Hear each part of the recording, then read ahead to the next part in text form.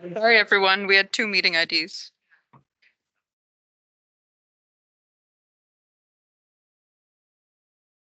Hi, everybody. Hello. Yeah, I can't hear you. You're on mute. How's that? Better.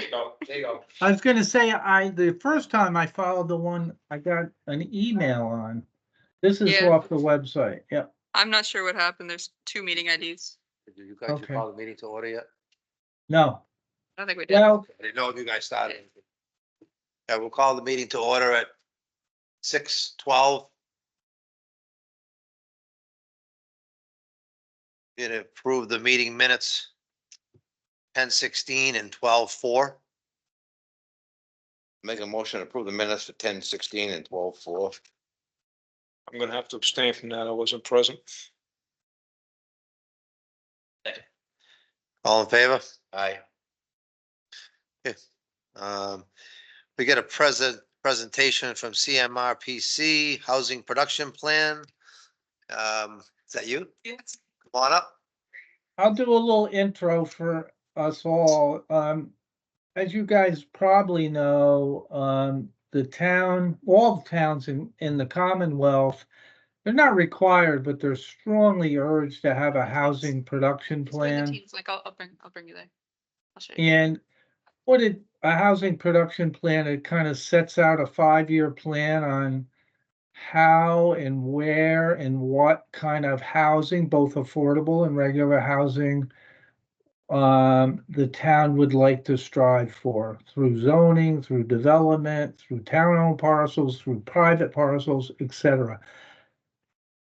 Another very good idea to have, or advantage to have a housing production plan is that it protects you from 40Bs. And by protecting, I mean that you can have a dialogue with them, and as long as you're reasonable, the applicant has to be reasonable. As opposed to if you didn't have a housing production plan, they could do just about anything they want. That's a real short, brief synopsis. Having said that, we currently do have a housing production plan. It's going to expire in July, I believe. And and I wish, is Ann here? She is, I believe with CPA funds, we've hired CMRPC to kind of lead us along on this effort. And we thought some of the people that have guiding us are Ann Mazar and Dylan, myself, and Safira Chowdhury is here. She is our regional housing planner that represents a lot of towns and works for CMRPC. We met several times. We've talked about data. We've talked about the old plan or the existing plan. We talked about some properties, but we wanted to use this really to not only update you, because you should be, but to be an avenue for the general public to watch it down the road. Maybe they're on now, just to get some input. We are also going to be going and having a session at the senior center. And eventually, I know Emily's been, and the group has been in front of the Board of Selectmen. I couldn't make that meeting. So here we are, and I know Emily has a presentation. How's that? Emily, it's all you.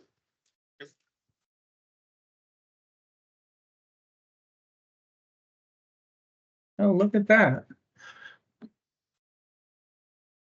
Looks like my backsplash.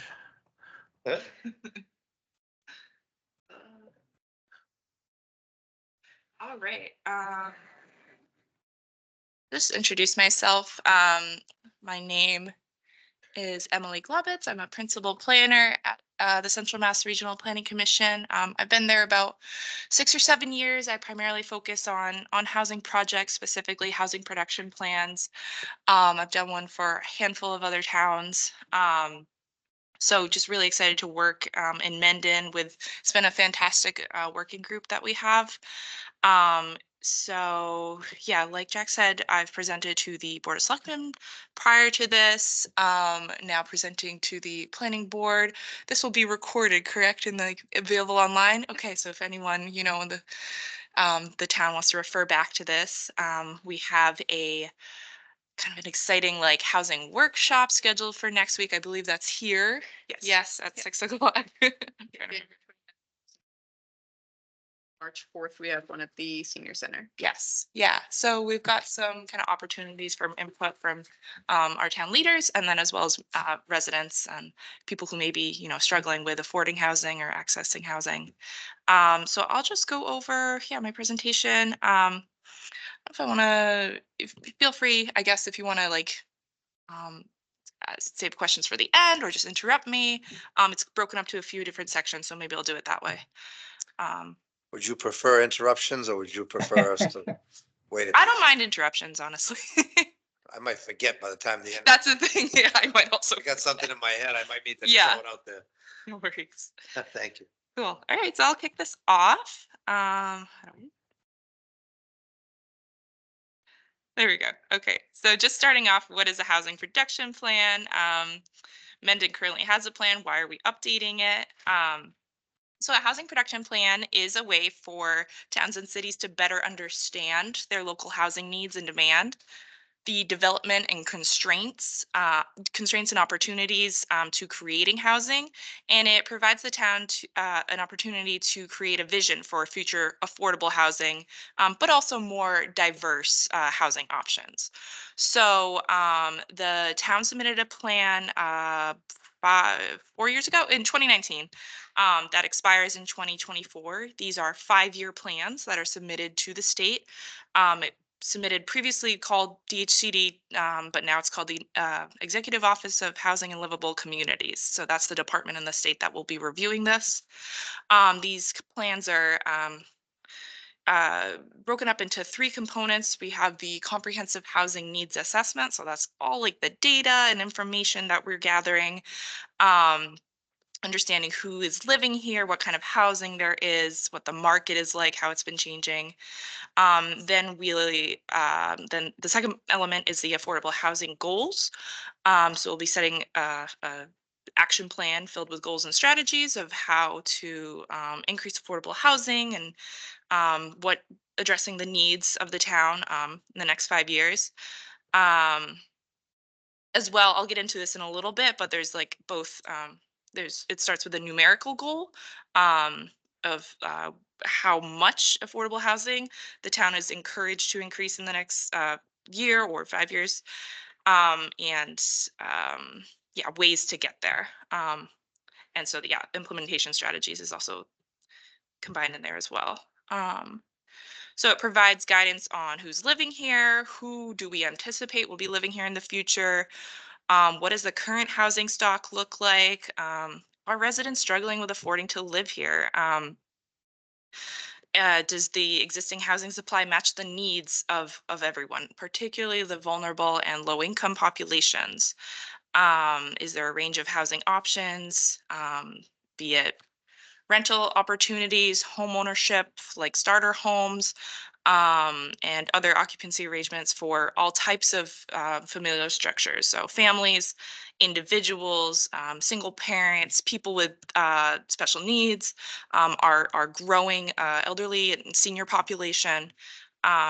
Each demographic kind of has different housing needs, and maybe not necessarily the single family with a lawn is the most appropriate option for everyone. So what can we do to kind of diversify that housing stock and make sure people who have grown up here, whose kids have grown up here, do have an opportunity to stay here. They don't have to move out of their community.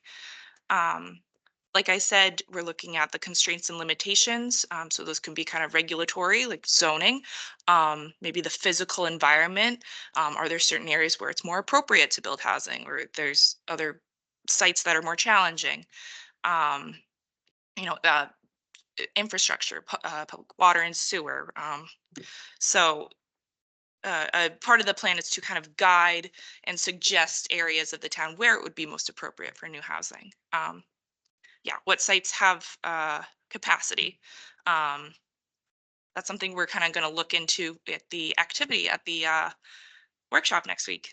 Yeah, I think that kind of covers it. So I Yeah. guess I have a question. Go ahead, yeah. So since 2019, when we started this, so it's almost been 5 years. Yeah. Do we know, have we been doing what we have planned to be doing in the last, I mean, has the housing, the affordable housing, are we up to speed, I guess we could say? I could say this. I haven't looked at the numbers. I don't know if any new affordable units have been created since 2019. That might be an Ann question or a Yeah. Dylan question. I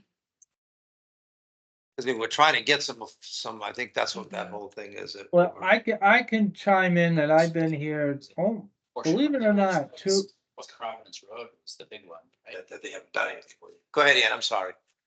no, that was Jack.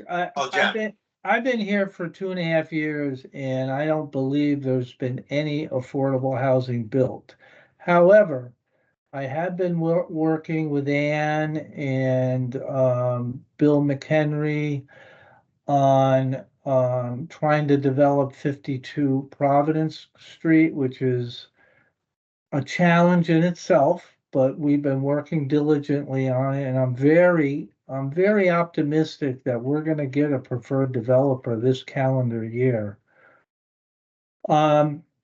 And I can tell you that 75 Providence, the Paddock property, if and when we buy it, which I know we will, we're hoping we get a state grant to help us start formulating. Is there an opportunity there for affordable housing? And if there is, what's it look like and how do we get there? That's quite So- odd. Thought that was gonna be for open space. Well, I think 90% of it is, yes. Okay. But I can't speak from 2019 to 2021, Ann. And you're muted. Yeah, hi. So, I mean, I think Cobbler's Knoll maybe would be the only affordable houses that might have been added, but it's not a lot. So there's a lot of opportunities in Mendon, like Jack mentioned. I think that Um, was before 19. Yeah, it was. That was way before 19. Cobbler's Yeah. Knoll I was in the back. That was a long time ago. And the Yeah. other part was a normal development. Correct. Right. So I don't think that there's really been many units added. And so that's why we're trying to work on it. That's all, I just wondered. Yeah. you know, Question. So So the other one would be when Tanya did. That was a 40B. Dudley Road. Dudley Road. Oh, yeah.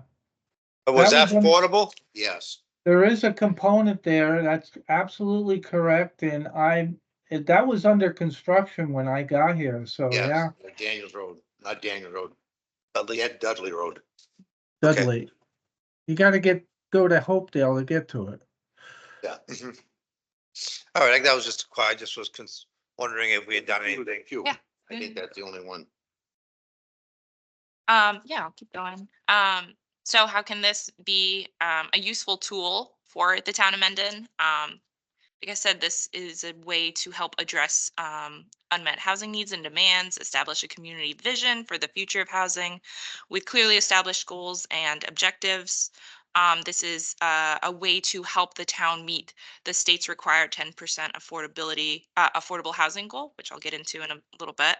A way to help manage incoming 40B developments under comprehensive permitting, influence the type of housing, the location of future housing, and any amounts being developed in the future. It's also a way to boost grant and funding opportunities. It gives you kind of an extra point in there for when you're applying for state grants. They like to see towns that have a housing production plan in place. I can tell the board that since I've been here, we've been fortunate on a number of grants, and every single one asks you if you have a certified active housing production plan, and you get points, as Emily said. Yeah, it's a great thing to have. Okay. So this will, like I said, just be building on and updating the previous housing production plan. So I just wanted to throw a quick summary in there. There were 3 major goals in this plan. There's also a link there if you want to read it at some point, if you have not already. So the first goal was to provide a variety of housing options that meet the incomes, needs, and lifestyles of a diverse population. The second goal was to provide a supply of housing that is affordable and addresses the needs of our young adults, municipal employees, and senior citizens who wish to remain in town. And the third goal was to produce a 0.5% of its year-round housing units over 1 year or 1% of its year-round housing units over 2 years to meet the Chapter 40B subsidized housing standards. I'll go into a little more detail about that third goal and what that means and why that's important. So this is kind of the basis that we're working off of for updating the goals. As well, I'm sure you're familiar that the town just recently completed its 2023 master plan. Super exciting. So there was a housing, population and housing chapter in that. So we just want to make sure that any recommendations that are in the housing production plan also reflect the overall goals of the master plan. And of course, we'll be looking at this chapter, but also like the land use chapter as well. Just all of them kind of uh, tackle housing in some way or another, like economic development that's related, looking at the workforce. So just making sure that those 2 documents don't, conflict with one another. As well, I just wanted to throw in there that as part of this master plan process, a design guidelines handbook was prepared to inform multifamily housing development proposals. And I'm not sure, I didn't put a link to that here, but it should be, I think, on the town website, or I can send that out if anyone doesn't have access to it. But the link to the master plan is there. So there was a lot of public outreach done as part of the master plan. So I just took one of the survey results, like questions, just to give you sort of a sense of what people, as part of this master plan process, were saying about housing. So the question asked which housing types are most needed in Mendon, really focusing on the kind of who of that question. So first one, over half of respondents said housing for families. Then folks said, still over half of respondents said senior housing, then young professionals, then low to moderate income households, then single adults in need, such as those maybe in recovery or veterans, and then very low income households was kind of ranked last on that. That just gives you a sense of kind of what people are saying, and we're gonna I want to bring this to the workshop next week as well, and kind of get a sense of if people at the workshop feel the same, or if there's other priorities. Yeah. When you refer to affordable housing, would that be low to moderate income households or very low income households? Yeah, so there's kind of different tiers to affordable housing. So low to moderate income households would be those earning like 60 to 80% of the area median income, which I think one of the future slides will show what that is. Very low income households would be those probably earning 30 to 50% of the area median income. Yeah. So when I say that, because we're saying, affordable housing could be, naturally occurring in the market, affordable housing, but as part of this plan, when we're talking about affordable housing, it's using the definitions and kind of standards created by the state and HUD. So it's just say you were doing a subdivision and you had to have 4 low-income houses Mhm. in that subdivision. Mhm. What would the guideline require the builder to use? Would he be using very low-income household, or would he have to build because you have to build a house Mhm. in harmony with the rest of the houses. So what would you be trying to resell it for?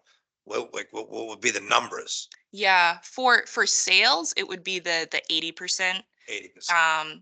Sometimes towns and cities have given like density bonuses or other kind of perks to throw in if they include the very low income households, like that metric. But it can be challenging for developers. So more than likely, the developer would probably pick the 80% over the Probably. 40 to 50. Yeah. Just because probably. you hard enough to. Yeah. Make enough money for them Mm-hmm. to even Exactly. sell it at the 80%. Exactly. I know a few towns that actually require even a portion to be lower than that. But Emily's right, the way to help developers, because I know developers don't make any money, they probably lose money on affordable housing. Like you're talking, Damon, is density bonus. You give them 1-for-1, say, for every affordable, you get an extra house. And you have to reduce frontage a little and lot size, et cetera, but that gets you there. Thank you. Forward. And just a quick touch on what this project is looking like for the timeline. We kicked off with some data collection in the summer. Our working group also kicked off then, and we've been meeting pretty regularly, like 1 or 2 times a month. Yeah, we had the select board presentation back in October. We've been planning and host, yeah, now ready to host the community workshops. Another part of this will be interviews with stakeholders, be it, just people who perhaps like town employees. I honestly forget if there's a housing authority here. I should know that. I don't think there is. There is, okay. I work with so many towns and sometimes I forget some of them. Yeah, people just who are in the know for affordable housing.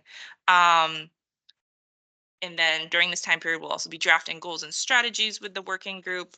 And then in the early spring, we'll be putting together a draft plan, seeking feedback from the public and the boards.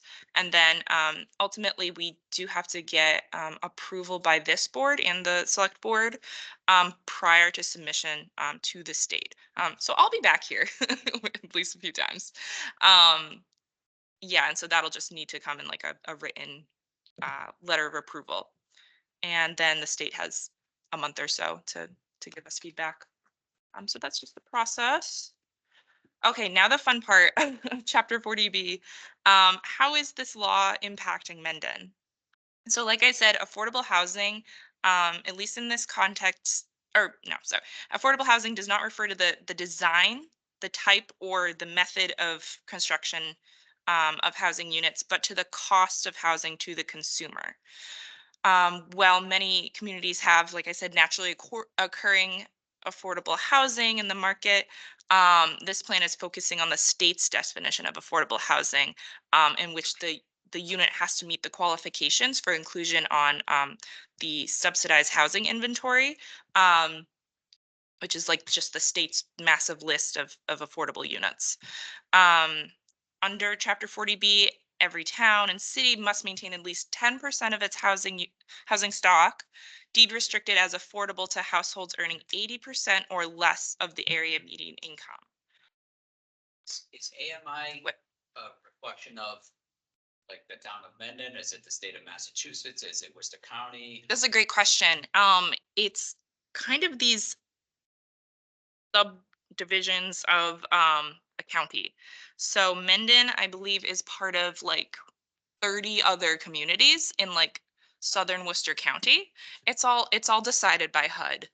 So I'm not sure like kind of what formula they use for choosing. It's just Worcester County, it doesn't flow over because we're Mhm. borderline. Yeah. Southern, probably the population of each town, probably, I would imagine. Yeah. Has something to do with it. But It it's kind of only just goes, yeah, sorry to cut you guys off. It goes by median household and along with just the averages of those 30-ish towns. If you end up just Googling like Mendon AMI, you should be able to just find the HUD link to it and see which one it is. And it changes, I believe, every like 3 to 5 years. Thank you.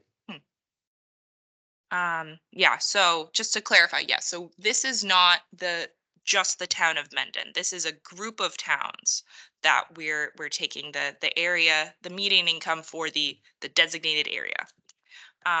So I'm just gonna say AMI from now on. It's shorter.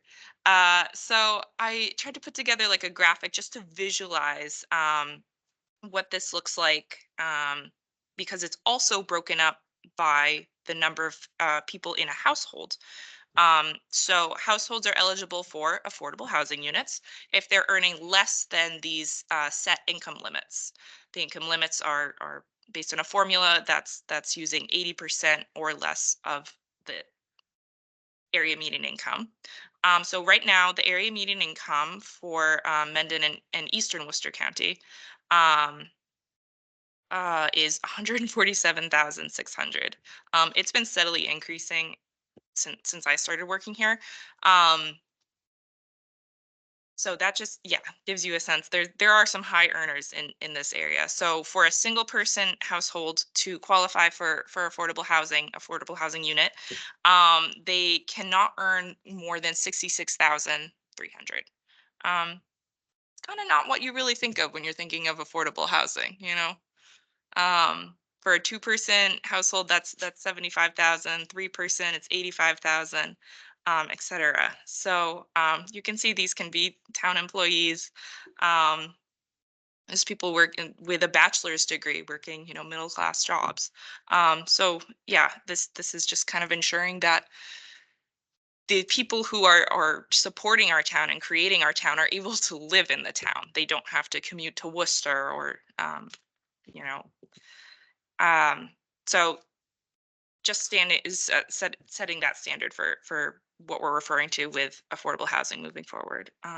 Back to the previous slide. You know, Chapter 40B, it's a little, there's misconceptions around it. So I just want to throw this slide in there to clarify, you know, why it's so important that we're working towards this 10% affordable housing stock that the state has mandated. So in towns and cities where less than 10% of the housing stock is deed restricted as affordable, developers can legally bypass local zoning regulations and build more densely. The proposed development needs to include long-term affordability restrictions with at least a quarter of the units. This comprehensive permit is only waiving that zoning requirement. It's not waiving other permitting requirements like building permits, wetlands, wastewater disposal, et cetera. It's just the zoning, just to clarify. So the state offers this kind of route or opportunity to deny comprehensive permits. It's by encouraging communities to gradually increase their affordable housing stock. So this is why they can, it's called claiming safe harbor. So if they have an approved housing production plan in place, which that's why we're working to make sure this is updated, and they increase their affordable housing stock by 0.5% of the town's existing housing units over the course of 1 year, or by 1% over the course of 2 years, then they can claim safe harbor. I have a kind of a graphic just to show that. So the basis that we're using, because we're percentages, it's always going to be the most recent census. So the total year-round housing units as of the 2020 census in Mendon is 2,215 units. So we're using that as a basis for this 10%. The number of units currently that Mendon has, affordable units, is 40 units. So you're at 1.81%. You're very far off from that 10% mark. You need to be at 222 units as of the most recent census. Do they count the senior housing and stuff like that? Milford Housing Authority and stuff like that? Is that Yeah. counted in that? Yes. Yeah. That is counted in it? Yep. I don't know how many units are up there. I actually went up there the other day for the first time. I don't know how many units. I just wondered if they count those units. Absolutely. Okay. That's probably pretty close to 40. Yeah, that's what I'm saying. What? It's probably all of them. I mean, I know there's not many others, so I mean, Ann might know a little bit more about that, but Yeah, that's probably close to 40 units in that place. Yeah. I actually thought there might have been more, but maybe not. Those Um, were empty.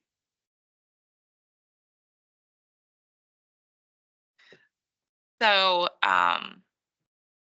like I was saying, the 0.5% of the housing stock that needs to be increased, in order to claim, safe harbor, that equates to 11 units. So if the town has the housing production plan in place, adds 11 affordable units, um, it can claim safe harbor for a year. Or if it's a little bit of a bigger development, it adds 22 units to the housing, affordable units to the housing stock. It can claim safe harbor for 2 years. So, yeah, is that clear? Yeah. It's a tricky way that the state goes about it. That means but somebody can't come in and apply for 40B, right? Exactly, it's like this temporary Yeah, period temporary of time. protection. Mhm. Well, just to clarify, they can apply. It's just that the town has much more leverage over it. Yeah, anybody can apply for anything. You can deny Right. though, yeah. Correct. That's why they call it a safe harbor, I guess, is so you, Yeah. covers you on that end of it. Right.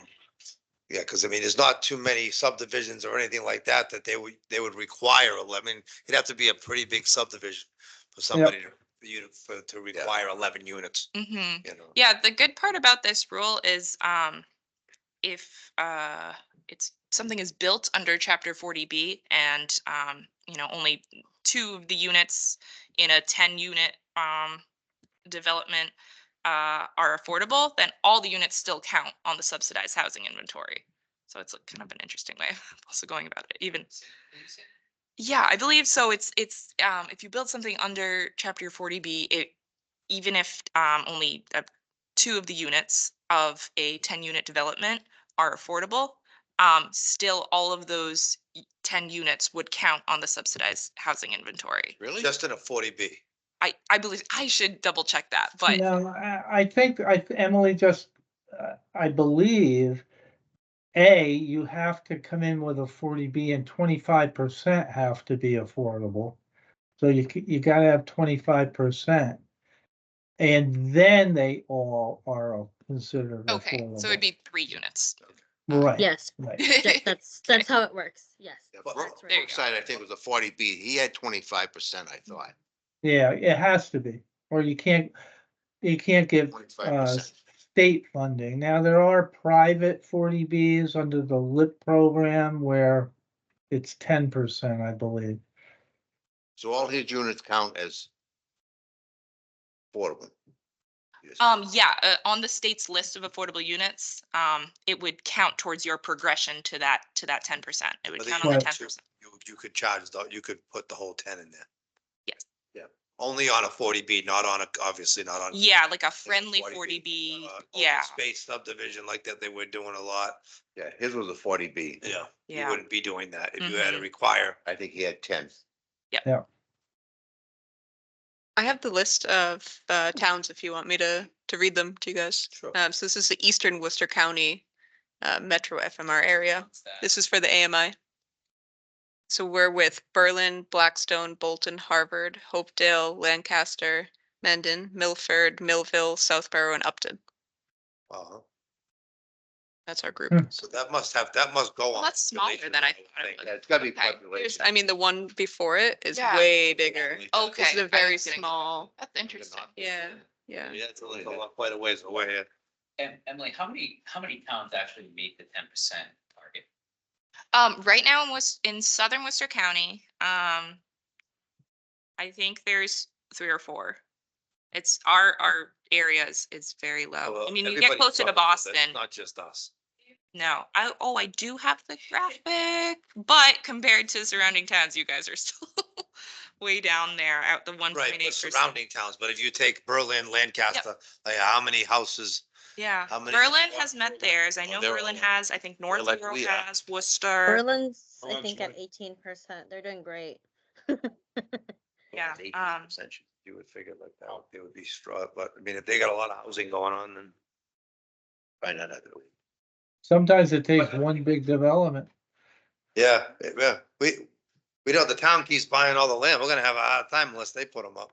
But I guess as a percentage across the state, you know, how many towns roughly meet the 10% Ooh. requirement? That's such a good That's a question. good one. I have the list somewhere. Because I'll get it by the end of the meeting. I'll tell you. it was interesting when the 2020 census results got released, like officially the final results a few months back, and you could see a lot of communities, maybe not a lot, but there were a handful of communities that had met the 10%. But as of the 2010 census, when the 2020 census updated those numbers, you could see a lot of communities were adding market rate housing, but not building affordable housing at the same rate. So their percentages dropped below the 10%. Pretty much every community that I'm familiar with and work with, their percentages dropped. So over the past 10 years, really just that market rate housing has been built like at such a faster pace than affordable units. Thank you. See where I am. I think, okay, so I think that's it for 40B. Did we have any other questions just while we're move forward with, I just wanted to give us, you all a sense of the community data, just that I've collected, just to see, who is living here and kind of if the housing stock is kind of matching up to that. And then this is just a good building point for the activity next week as well, when we'll be considering, where housing should go and what types of housing. So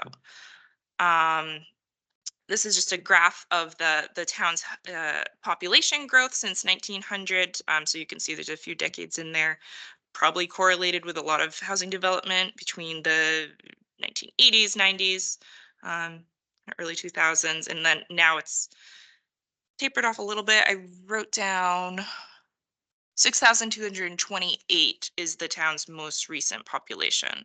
CMRPC also does population projections. I don't do them, so I'm not quite sure how they come up with these numbers, but the kind of green dash lines just give you a sense of anticipated population growth. So yeah, the town had a 7% increase from the previous census in 2010. In terms of age, this is such a fascinating graphic, just showing that this bottom left here, just showing that our communities are aging. You can see the blue is the median age for 2000. Really just kind of in the mid 30s there, and then it's just jumped up by like almost 10 years for a lot of these communities as of 2020. So for Mendon, the median age was 37.4 in 2000. 20 years later, it's at 43.9. Yeah, and then the top graphic here also shows a breakdown of the different like age cohorts. So you can see kind of the between the 55 and the 84, ages 55 to 84. Yeah, sorry, the colors correlate to the different censuses. So in 2000, it was much lower, like more than half of what the senior or near senior population is. Same with the senior population. And then kind of on the other end, younger, like school age children, a little bit of a decrease for sure in the last 20 years. Young adults, it looks like there was a little bit of an increase. Young families, aged 25 to 34, that's also dropping off as well. Yeah, according to this census data. And that was updated in 2010 or 2020? This is as of 2020, the 2020. census, yeah. So so some of these graphics are using census data, but the census doesn't collect data on everything. It also uses what's called the American Community Survey, which is kind of like a smaller census. It's like a sampling of the population. But this median age, this is the full census. So this is like going to be the most accurate data. 24% of Massachusetts towns are above 10. There's a lot of 9% though. So maybe 30% are really close. Wow. Most of the cities, There's some small towns, I'm surprised, yeah. doing good. Wow. Some of them. This is just giving a breakdown of kind of the household. So majority is married couple households, or cohabitating couple households is in there as well. But it is important just to take note of the kind of more vulnerable households that might have more housing instability, such as the elderly single person households. That's 7% of our population. So, you know, a smaller fraction, but still just very important. And then I had a note here, an estimated, again, this number here is an estimate. I think most of these are estimates. From the American Community Survey, that 75 households are single parents. So that's a single income household, taking care of kids. Take a look at income and poverty. Yeah, definitely some higher income earners here. But again, about an estimated 4% of Mendon's population is living below the poverty level. Even further, if you just take a look at, this compares Mendon, Worcester County, and Massachusetts, and kind of the breakdowns of income categories. So you can see kind of down at the bottom, that's where the lower income, so the town compared to the state and the county has a lower proportion of those earning under 35,000 annually, but then also a higher percentage of those earning over 150,000 annually compared to the state and the county. Those kind of middle incomes categories are, I would say, pretty reflective of the state and the county. But I just found this interesting. So there are a lot of high earners here. You know, student enrollment, always important to consider that. It looks, and if these numbers don't look right to you, just let me know. Sometimes I've looked at these and there's a reason because that a school dropped off because a new school was built or something happened in the past that I'm not familiar with.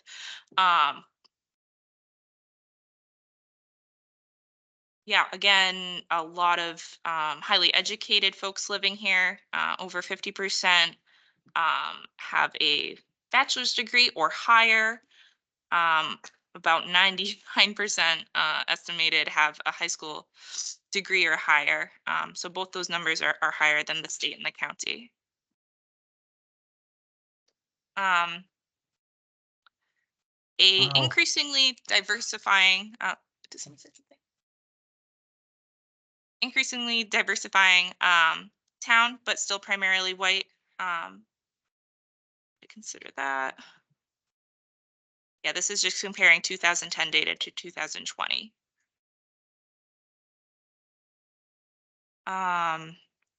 Just looking at labor force and employment, thought that was impressive that 71.6% of the labor force, the population 16 and over that could be working, is in the workforce, which is a little bit higher than both the state and the county.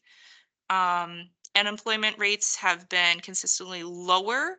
It's like this graph down here with the purple. It's been consistently lower than the state and the county, but you know, on par with those trends, which typically can be attributed to national trends like COVID. You know, you see that spike here, 2008 housing crisis and economic recession. You can see that spike there, and yeah, moving forward. Yeah, this just gives it a sense of who are homeowners living here, who are renters living here. So we've got, as of 2020, there's 11% are renters. It looks like it's fluctuated a little bit since 2010. In 2000, was at 12.5%. In 2010, it went down to 10.4%. Now it's up to 11.1%. So not quite sure like what those changes are. See, looking at the physical housing characteristics, again, a majority of the housing stock here is single-family detached homes. That's 92% of the housing stock. We've got a little bit of duplexes. That's 3%. 1% is 3 or 4 units, and got some mobile homes in town. Hmm. I'm not familiar with any mobile home parks or anything, so Not allowed. yeah, so this, again, this is from the American Community Survey, but I do want to get the data from the assessor and just kind of compare the two, because the assessor is going to have more accurate data. Just for the purpose of this meeting, I wanted to throw that on there, but for the plan, at least for this data, I'm going to get the data from the assessor. So yeah, a majority of homes are 2 or 3 bedrooms, or 4 or more bedrooms. Not a lot of what are those called, studio kind of apartments, or 1 bedrooms that may be good for like a single person. The housing market, you can see, so the green bars here are single family homes. The blue bars are the condominiums, and this is the median sale price since 2006. So you can see it's really just steadily been increasing for both single family homes and condos. I had down that the median, oh, where'd that go? Oh, there it is. The median sale price for single family homes as of 2022 was an impressive 661,000. Wow. Just such a skyrocket from even just the previous 2 years. And then for condominiums, the median sale price in 2022 was 435,000, which condominiums are also usually thought of as kind of a way for, first time homeowner, home buyers to kind of get into the housing market. Kind of like that middle ground between renting and owning a single family home, but it's really just up to par with a single family home. Condos are. So, I mean, this isn't, just for Mendon, this is being seen across the country, but particularly Massachusetts. Yeah, that was kind of my summary of some of the statistics we're looking at. Did we have any questions on that? Anything we want to go back to?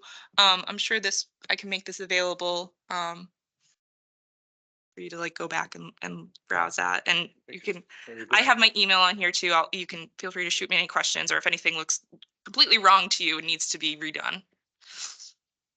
Good stuff. Yeah. Thank you very much. Oh, but wait, there's more. I'm not getting out of here yet. So just looking towards the future, what kind of options are there? So the town has the ability to engage developers with friendly 40B options. If there's town-owned land that can be turned into a 40B development, that kind of gives residents and our local leaders kind of more input on what that development would look like, versus a more hostile situation with developers coming in.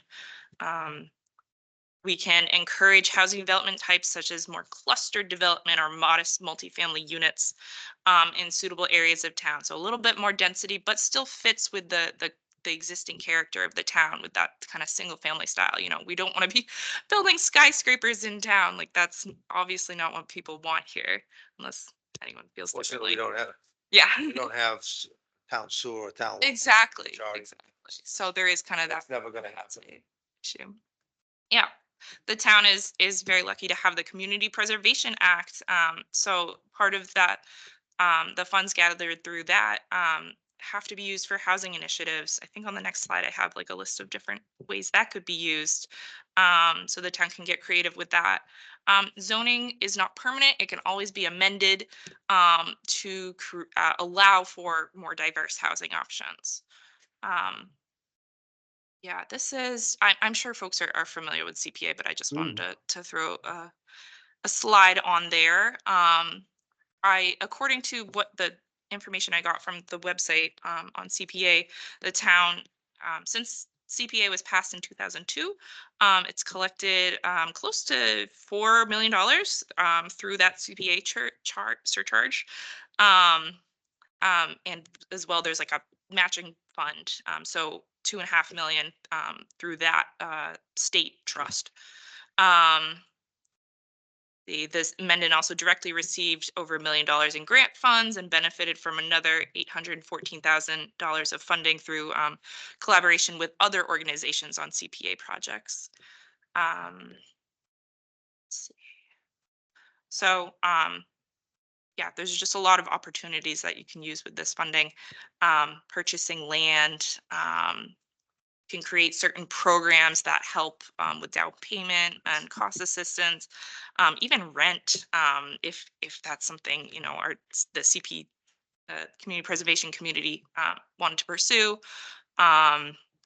Development of publicly owned land, construction of new housing, maybe on non-conforming lots, creating an accessible, affordable housing apartment program, allocating funds to the local housing authority to support them. So a lot of opportunities, and there's a lot of resources at the state level too that can help with any questions.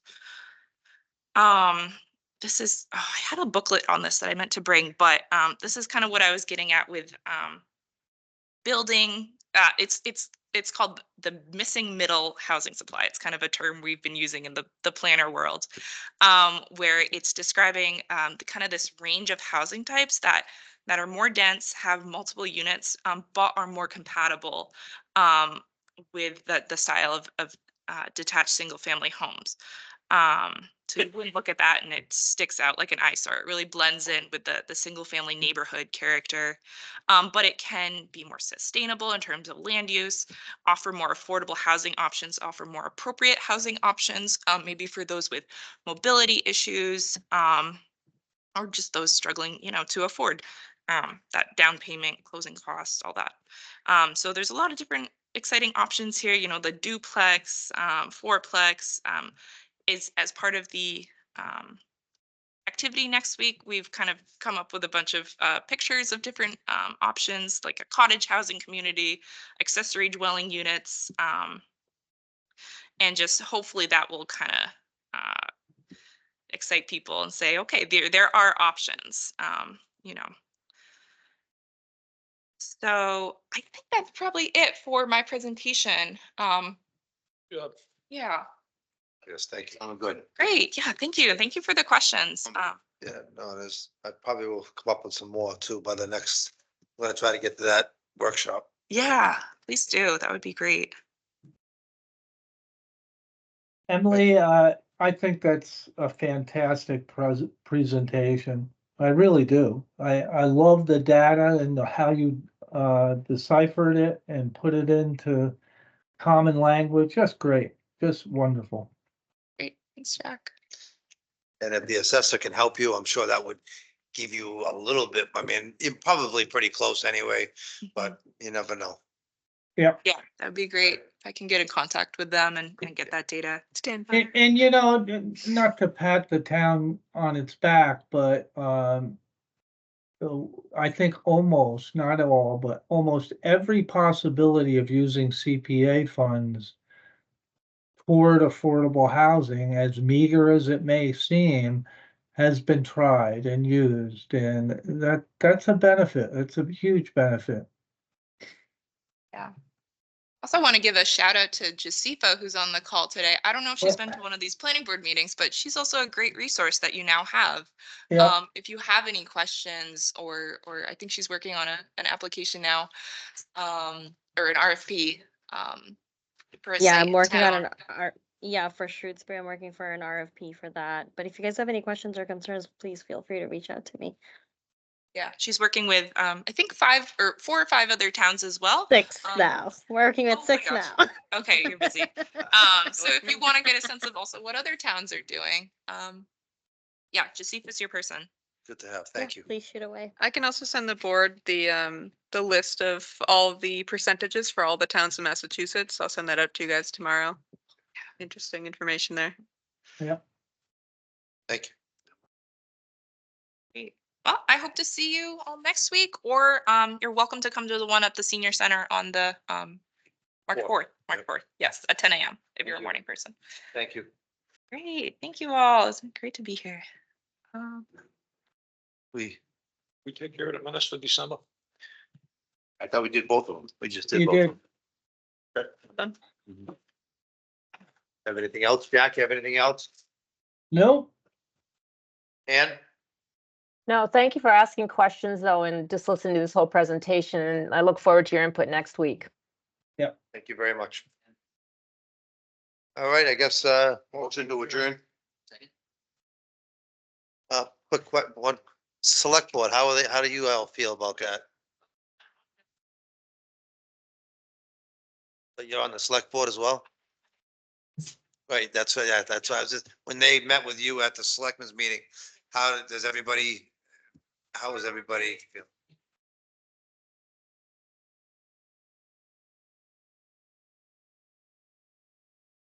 That, we have that goal, that the goal from the state of 10%, and we need a plan to work towards that. It's not gonna be easy, but this at least gives us access to, potential funding. I don't think you'll ever see Mendon at 10%.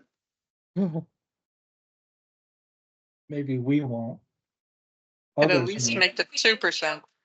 Inch our way up, at least, past 2%, Yeah, a little bit. 3%, but this gives us some structure for getting there.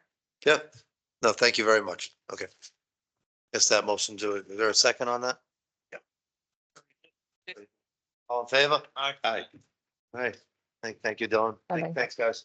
Bye, guys. Bye, Jack. Have a good day. Thank you, You Jack. too.